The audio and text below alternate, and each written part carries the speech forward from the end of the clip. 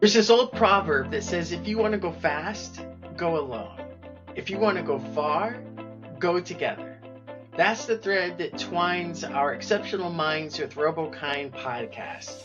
We want to connect you with the voices, the people, the movements, the work that's happening to promote, inspire, and achieve inclusive and celebratory moments for all.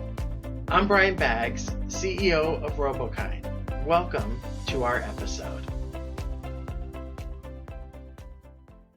Today, we have Dawn Ellis, who is a dedicated special education teacher at Pike Road Schools in Alabama, which happens to be one of RoboKind's value partners. Dawn is also the host of her own podcast, Be the Exception, where she shares insights and strategies for supporting diverse learners. RoboKind has been on her show before, twice. We really enjoyed it. Perhaps that's part of our inspiration for doing ours. Beyond the classroom and podcasting mic, Dawn reaches out to a broad audience through her Instagram community of over 36,000 followers, which is mind-boggling, where she continues to champion inclusive education and empower educators everywhere. She has a phenomenal Teachers Pay Teachers store. I'm under the impression that you also sometimes maybe sleep, Dawn. Is that right? Occasionally. Mostly fueled by caffeine. Yeah, mostly feel. Did I miss anything else, Dawn? You've been such a great voice for special education and inclusion and teachers. Did I miss anything else from your intro?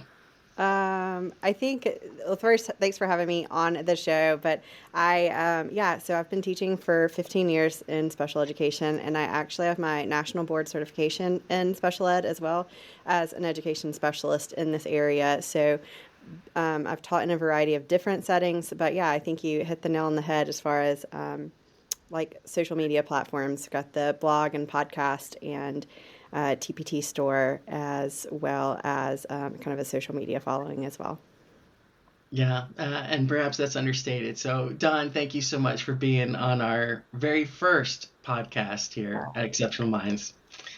So, one of the first questions I'd love to ask you, so you've been on this incredible journey. What first inspired you to become a special education teacher? And maybe even how has that original motivation evolved over the years?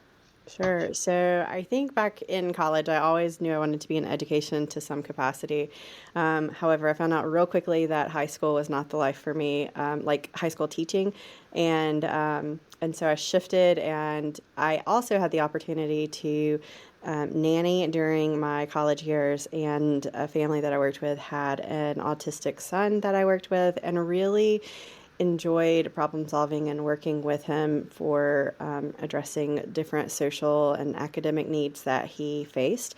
And it really kind of catapulted me into special education. And then from there, working on my undergrad and then master's in special education, I've really had the opportunity to determine, like, I really want to know more of the research, the foundational skills from discrete trials to understanding the functional needs of students beyond just the academic needs. And here in the past, 5 years, also the social emotional needs, especially during and post-COVID as well. So by taking all of those pieces, it's definitely made me into the professional that I am today, and always being a constant learner, whether I'm in classes, working on my national boards, or collaborating with other professionals and educators across the U.S. and the world. It's absolutely phenomenal. And it's crazy how kind of some of these experiences unfold in front of you, and then they start directing little baby steps. And then now we look back over those series of years and see that you've taken some giant leaps and bounds as it relates to making an impact in special education. So thanks for sharing that, Dawn. Yeah. You've got two taglines that I see all the time. You've got your podcast that talks about being the exception, and you've got your Instagram handle of cultivating exceptional minds. Those are really powerful concepts and taglines. Tell me a little bit about what those mean and how you might use those to kind of connect with your followers. Sure. So cultivating exceptional minds came first, and that was kind of birthed, back in like 2015. And it was just, I want to grow the mind of educators and learners, especially those that may think differently, may need to think outside the box and grow in an exponential way, but have those bite-sized PD pieces. And so that's when Be the Exception came along in 2019. And so Be the Exception in special education, we don't want to just be, we, we're there for a check too, but we want to be there to make an impact, and we want to go above and beyond in our strategies so that we can, as special educators, make sure that we are doing our role, making the biggest impact for our caseload, with who we collaborate with, and beyond. And so that is where the podcast came about, to where I could interview other professionals across the world and nation, whether that is people who are doing the same kind of job that you may be doing, they may be a related service provider, or maybe even assistive technology companies that can come alongside us and help us in our everyday walks, but also provide tips and tricks on alternating weeks to the guest of strategies that they can quickly implement into their classroom and feel effective and efficient without having to spend tons of hours outside of their contract hours to do those things.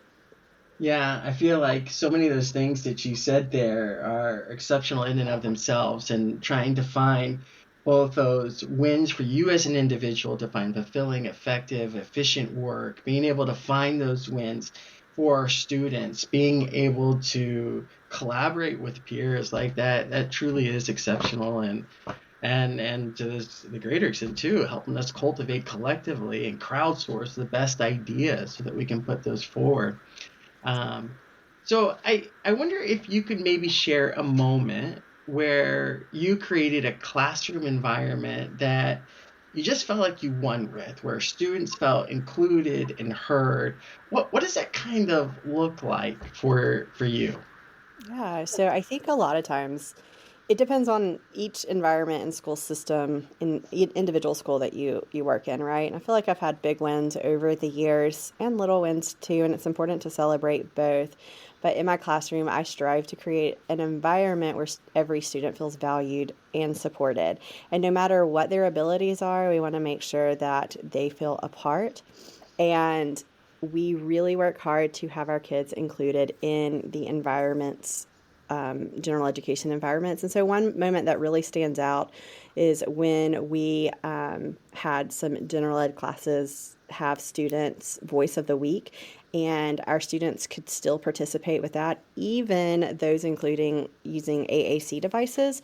So, we had the opportunity to program in on their devices and share things that were meaningful to them, even though maybe they weren't speaking words. And same thing goes for like even morning announcements. We're able to have them participate, which is a school-wide thing where every student gets to participate, but we use their devices. So whether it's through a verbal presentation, a visual, or a simple button that speaks for them on their communication device, they can participate, and they're seen as equal parts of their classroom. So we prepared as a class by learning about how to actively listen, celebrate each other's unique ways of sharing. And I noticed that students that were typically a little more reserved had the opportunity to really open up and have interest in our learners and what they were doing, so much so that we ended up putting their names and pictures on their communication devices so that they could be greeted by our learners, but the students, general education students, could also use their devices to communicate with our learners too.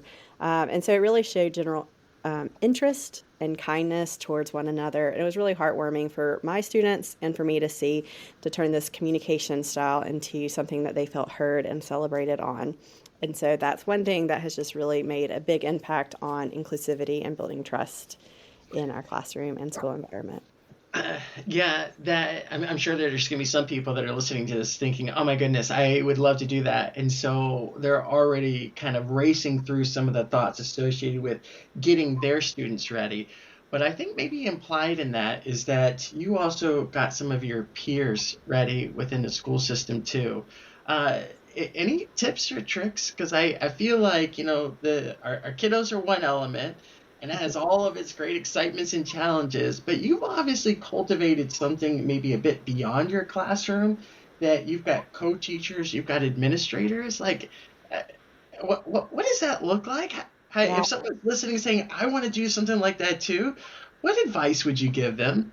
Sure. I think it comes like from at the very beginning of the year and even in the summer months to have time to I know this last year like I had like scheduled emails to administration just to have ask or request time to sit down and talk to them about what I envisioned for this year for my classroom, my kids, and what best case scenarios could look like and how they could support me.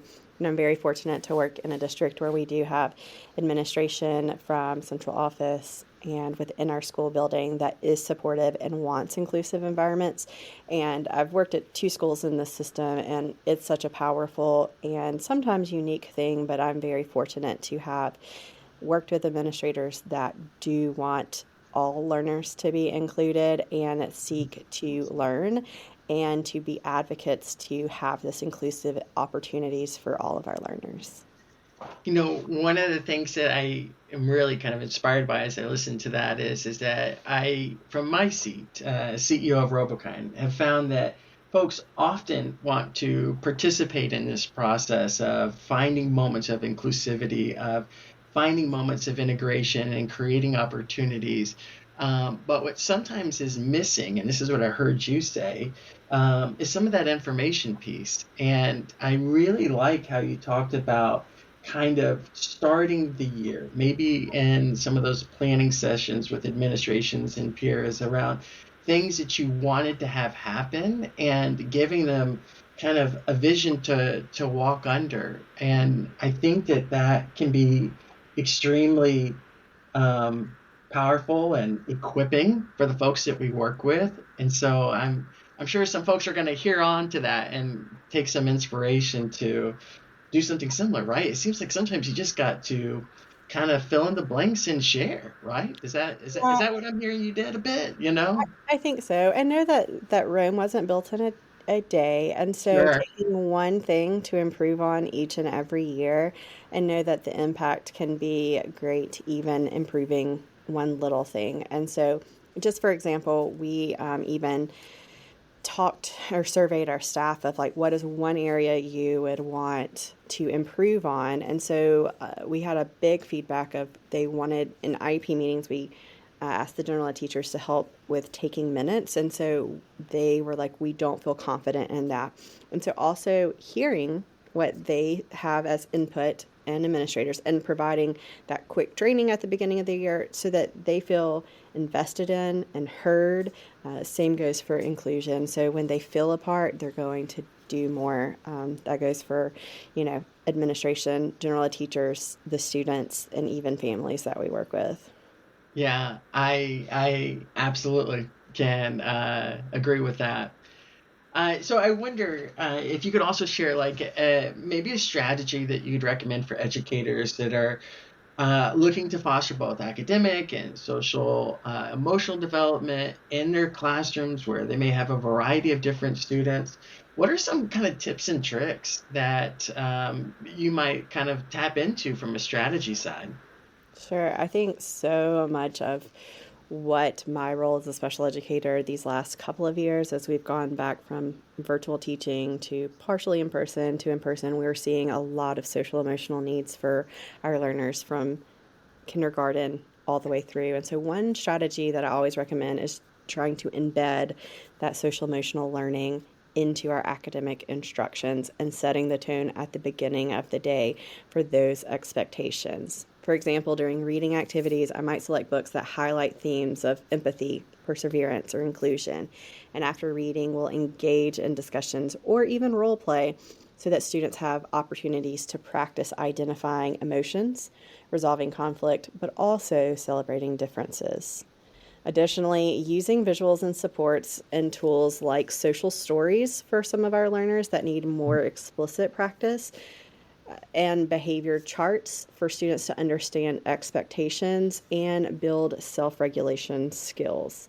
Academic learning flourishes when students feel emotionally safe and understood, and by weaving in the SEL into our everyday instruction as special educators, it can help nourish or nurture both academics and social emotional growth simultaneously. And with this approach, it has worked wonders in my self contained special education classroom, especially with students on the alternate achievement standards, and it equips them to have those critical life skills while enforcing those academic concepts that we have to teach during the day as well. Yeah, that's super helpful and insightful. I feel like I get a chance to intersect with lots of folks who may not understand the realities of what it means to teach, or maybe not understand the realities of what it means to be in special education. And whether those who have come into the field knew it or not, a big part of developing those academic skill acquisitions is creating an environment where that can flourish and take off. And so some of the strategies that you shared in there are so important and foundational, right? Like if we're not looking at the whole child and looking at the environment that makes it conducive for them to learn, to find success, to fail, and to achieve, to work with their peers, right? We're only going to be scratching the surface of the kinds of things that we can get done. And so that was, thank you for that, Dawn. That was really helpful. So I kind of wondered then, we talked a little bit about kind of those cross collaborations with peers and administrators. We talked about some of the strategy put into developing that whole child within your classroom environment. I wonder how all of those have kind of come together over the years to kind of impact your thoughts on what inclusive education means. And maybe I wonder if that's even altered some of the approach that you have kind of deployed and brought forward. Could you speak to that? Yeah, I think that a huge foundational piece of being a special educator is collaboration. We collaborate all day long within the school day and beyond. And another key component here is being a continuous learner. When you know better, you do better. And that same saying goes for like inclusive practices. There are things that I did 10 years ago that were appropriate at that time that are no longer appropriate now. And so learning and pivoting, but also giving myself grace to know that, like, oh, I didn't do that right, but here's how I can improve next time. So having that willingness to learn and be an active learner and an active listener has helped not only on a school front, but also professionally and beyond. Having different teachers. I know on the podcast I've had educators from Australia and England, as well as all over the US, come on the show and talk to us. And learning and hearing what they do may not pertain to my role this year and right now, but there may be another student or environment or case that I may have to use some of that knowledge in a future scenario. And so just constantly learning and sharing strategies, because you want somebody who's coming alongside you or is in a similar boat as you, and to feel heard. And so I really strive to make sure that that is a constant forefront of a thought for the podcast, to make sure that we are collaborating and just giving bite-sized pieces of actionable steps so that you can quickly apply things in your classroom. It may be things that, hey, I had to learn this the hard way. Let me tell you so that you don't have to walk through the difficult steps, or, here are strategies that have worked. Why don't you try these next as well? Yeah, that's so helpful. I'm so glad that you do that. I've had a chance to listen to a number of your podcasts, and I encourage our listeners, if you haven't had a chance yet, you need to go over there. You need to find Be the Exception podcast. You can find it on all of your different podcast platforms. But you're right, it's so helpful to get those bite-sized chunks of kind of professional development so that you can put them into practice. Like you get a chance to use it right away and get to enjoy some of the benefits that come from it, especially those ones that you pointed out that someone else might have learned the hard way, and you can maybe avoid some of those bumps or bruises or scrapes and just kind of get to the other side. and enjoy all the benefits of the learning without some of the hardships along the way. I did have a question. Some of my colleagues here at RoboKind, they were curious, and so I have you here. You are a RoboKind partner. Have you seen any success or had any winning moments with some of your students using RoboKind's product? I know if nothing else, RoboKind's employees are always looking to learn to figure out what's going well, what they can continue to improve upon. I wonder if you've had any success stories there, or how that might have helped your teaching in the classroom as well. Sure. I think over the last 2 or 3 years, we've had the opportunity to partner with RoboKind and bring some of their products into our school systems, from social emotional activities to now academics, and we are seeing success not only with reduction of behaviors but also breaking through in some different letter phoneme identification and reading concepts.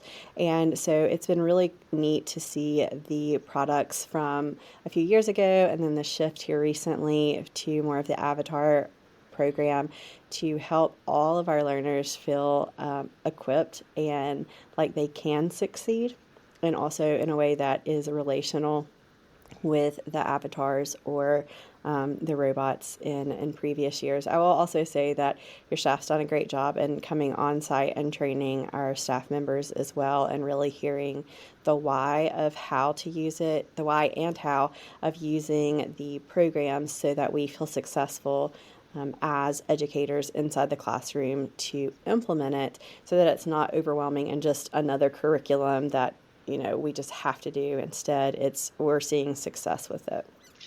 Yeah, I thank you for sharing that. I mean, one of the kind of like central tenets, so to speak, of RoboKind is that we really try to have this idea of partnership, not just products or programs that we push into the market, but opportunities for us to come alongside, which means in part that we build something based off of the things that we've heard from educators, that we kind of walk into those places of the how and the why, working with folks and hold hands through our partnership success team so that we can continue to refine our craft, refine our solutions so that we keep finding better ways to achieve some of those success marks. Like it's kind of a lot like some of the things that you said as an educator earlier. Like we're on this process of continuous learning.